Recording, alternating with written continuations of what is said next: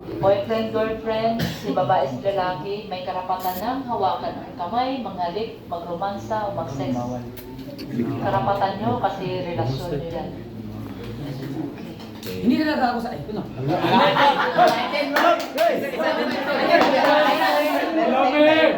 Okay, ready na ka? So, pag iba nagkakulbaan pa eh.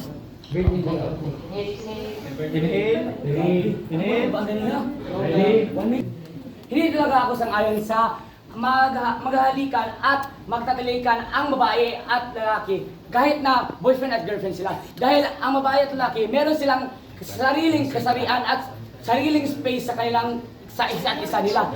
At ang babae at lalaki ay bago lang sila nagsariling boyfriend at girlfriend. At hindi yan point na pwede silang magtatalikan, maghalikan o anong gawin nila. Dahil kung gawin nila yan ay maaring masira talaga ang kanilang kasarian sa isa't isa. Kapag ginawa ang pagkahilikan at pag-sex sa isa't isa, sa lalaki at babae, ang magawa diyan ay makagawa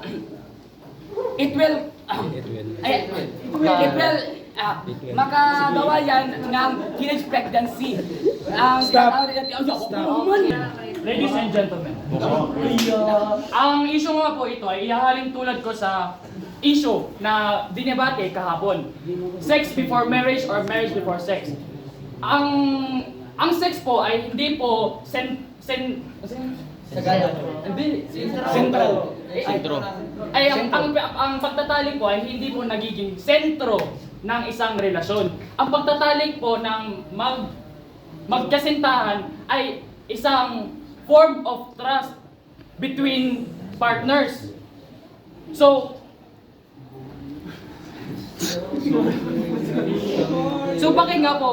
bakit natin binabawal ito? Sa Pilipinas po, binabawal po ito kasi ito ang nakasanayan. Pero sa Pilipinas lang po ito. Hindi po natin ito iyahalin ito sa ibang lungsod. Hindi ako sang-ayon yan. Ang pagtatalikan ay Wala may refund. ang pagtatalikan. Begin. Dapat lang na kapag boyfriend at girlfriend, hindi dapat niraromansa, lalo na kapag pinipilit, dahil lalo na sa aming babae na protektado ng batas, katulad ng RA 9262 o Violence Against Women and Children Rights, na ang pagpupimilit ng pakikipag-sex or kundi na pag nilabag mo ang isang karapatan, lalo na sa aming mga babae, ay pwede kayong makasuhan. May 30 seconds. Okay. Go. Labas na yung iya. Nire-rate ka dito. Napaka-30 seconds. Nire-rate ka. Begin. Agree ako sa meron ng karapatan ang magjowa na magtalik or magromansa. Dahil katulad nga kahapon, ito ay ang pagtatalik ay isang bagay na makikita mo para makita mo makita mo kung compatible ba kayo ng jowa mo. At katulad din kahapon, isa ito bali ito ng readiness para makita mo kung ito na talaga ang para sa iyo. At isa na to kay ano? Para din agree din ako na mayroong karapatan na magjowa para may karapatan na Stop. And listen and learn. Ready? Para sa akin, ang pagruromansa o paghahawakan ng mga jowa ay hindi talaga pwede. Dahil sa paghahawakan ay pwedeng ma-move up or ma-elevate yung pwede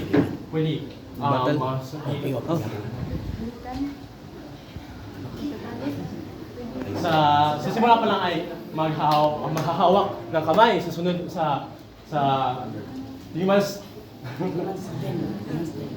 spell ay pwede silang maghahalikan o ano naman ang sunod. baka ano pa ilang gagawin. O kaya kaya sa huli ay pwede ito magdulot ng teenage pregnancy. Kaya dapat sa face ng mga magjojowa o mga boyfriend or girlfriend ay talagang maging responsibilidad tayo upang hindi maging problemado at magsawa kayo sa Sa akin ay sang-ayon ako sa magtatalikan ang mag-girlfriend at mag-boyfriend kasi meron tayong tinatawag na long-term boyfriend and girlfriend. So, alam na nila ang responsibilidad ng kanilang gagawin at ano ang mga nangyayari sa kanila.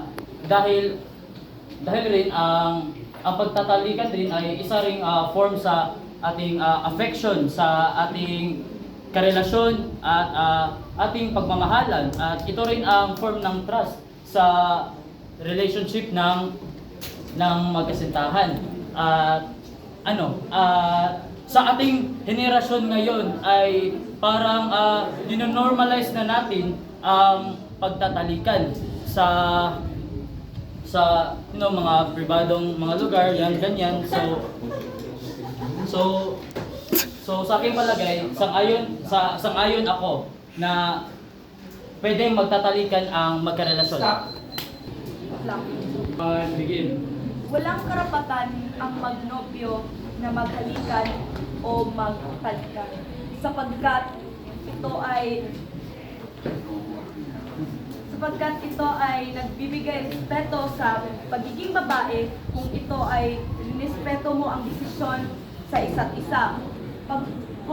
Ang komunikasyon ay importante sa dalawang magkasintahan. Kung gusto mo at hindi mo gusto, dapat itong respeto sa isa't isa. Para sa akin, ang pagtatalik at paghahalikan ay hindi ito ginagawa ng magkasintahan o magnobyo. 15 seconds. Dahil walang karapatan ang magjowa ay ang magnobyo na maghalikan at magtalikan. Dahil hindi pa sila kasado.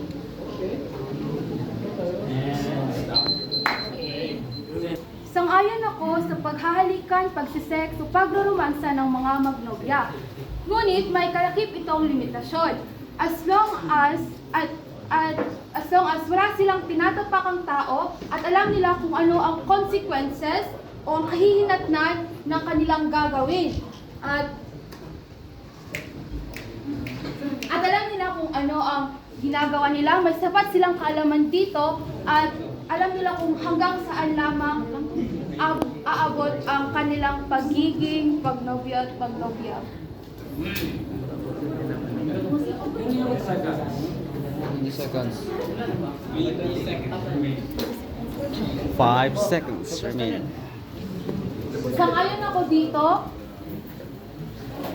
Yun, may kalakip itong limitasyon at kinakailangan ng mga magnobyo at magnobya na mayroon silang kaalaman sa kanilang gagawin upang hindi ito. Hindi lahat ako sang-ayon sa paghihilikan at pagtatalikan ng isa't isa. Dahil wala pa silang level kung gawin niyan. Dahil sila ay girlfriend at boyfriend lang pala. At wala silang permission na gawin ang paghalikan at pagtatalikan. Dahil hindi pa sila ikinakasal. At hindi pa sila kinakasal. At bakit sila gawin yung pagtatalikan? Pag gawin nila ang paghalikan, ang problema ay magawa yan ng teenage pregnancy at makagawa rin yan ng problema sa kanyang kapamilya. Hindi natin alam na hindi alam ng pamilya nila na nagtalikan sila at naghahalikan. Kaya nga pag nalaman nila yan na ang magkasintahan ay nagtatalikan na at kung hindi sila nagamit ng protection, edi ang resulta niyan ay magiging teenage pregnancy. At ang teenage pregnancy ay isang problema sa isa't isa. Pati na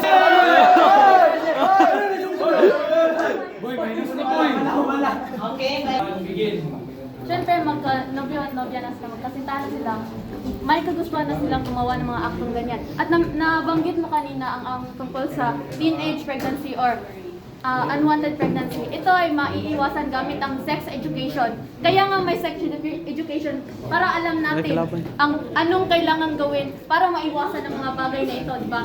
At yung sinabi ni Badilla kanina na tungkol sa batas, hindi definite ang batas. Ang batas ay ginagawa ng mga tao, di ba? At ang batas ay ma-adjust ayon sa mga kagustuhan ng tao kung ano ang sa tingin nila ang tama o mali. Pag ginawa nila ito, kung alam na nila ang sex education, hindi na maiiwasan na nila ito, di ba? Paano? So, anong point mo?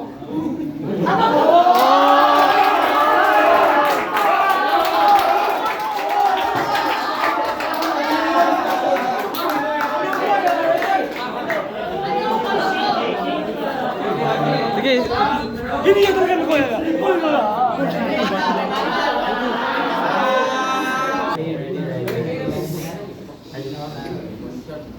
Three, two, one, begin. So sinabi mo na makondolado. Ulit, ulo lagi. 3, 2, 1, begin.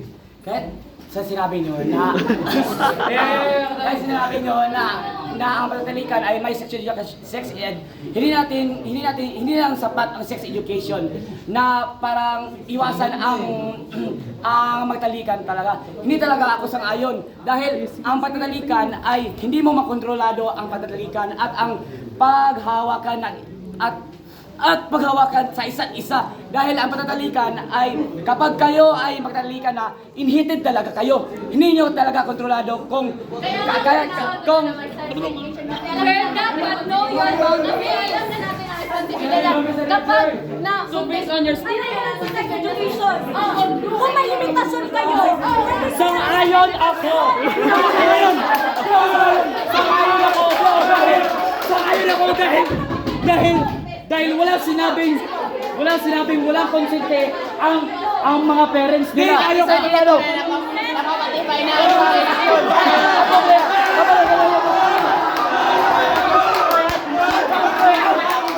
Pwede magtatalikan as long as there's no limitation. And there's... hindi kayo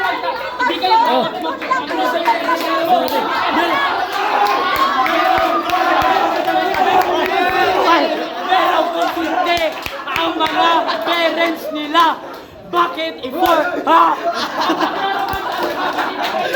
Pero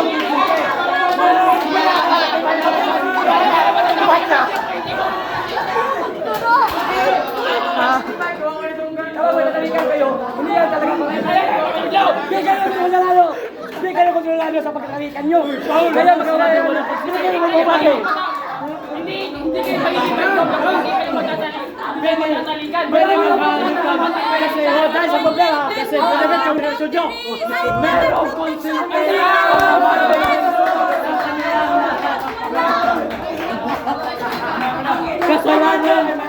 Kasalanan na nila yon kung wala. Dahil Pwede ka